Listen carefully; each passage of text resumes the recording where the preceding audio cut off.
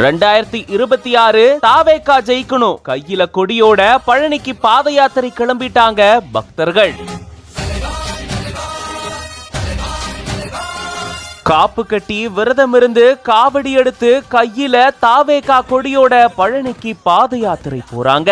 தைப்பூசத்தை ஒட்டி தமிழகத்துல பல்வேறு மாவட்டங்கள்ல முருகனுக்கு வேண்டுதல் விடுத்து காப்பு கட்டி விரதம் இருந்து பழனி நோக்கி எல்லாரும் படையெடுத்துட்டு இருக்காங்க. பாத யாத்திரையா பக்தர்கள் போகும்போது முருகன் பாடல்கள் ஒலிக்க விட்டு அரோகரா கோஷங்கள் எழுப்பி போறது வழக்கம். அந்த வகையில நாமக்கல் மாவட்டம் ராசிபுரம் நாமகிரிப்பேட்டை ஒன்றியத்துக்குட்பட்ட சின்ன காவேரி பகுதியை சேர்ந்த பக்தர்கள் இதே போல முருகனுக்காக விரதம் இருந்து பழனி நோக்கி பாத யாத்திரை கிளம்பியிருக்காங்க. அப்பதான் தமிழக வெற்றி கழகத்தினுடைய கொடிய கையில பிடிச்சவாறே முருகன் பாடல்களை ஒலித்த வண்ணமா இவங்க போயிட்டு இருந்திருக்காங்க. 2026 ஆண்டு தமிழக வெற்றி கழகம் வெற்றி பெற்று விஜய் அவர்கள் முதலமைச்சர் ஆகணும் அப்படின்னு வேண்டி பழனி முருகனுக்கு காவடி எடுத்துட்டு பாத யாத்திரை போறதா இவங்க சொல்லி இருந்திருக்காங்க. இப்படி வழிநெடுகிலையும் தாவேகா கொடிய ஏந்தியபடி முருக பக்தர்கள் இப்படி பாத யாத்திரை போயிருக்கிறது பல பேருடைய கவனத்தையும் ஈர்த்திருக்கு. இது பத்தின உங்களோட கருத்துக்களை கமெண்ட்ஸ்ல சொல்லுங்க. மேலும் பல செய்திகளுக்கு பிஹைண்ட் உட்ஸ் பேஜை ஃபாலோ பண்ணிக்கோங்க.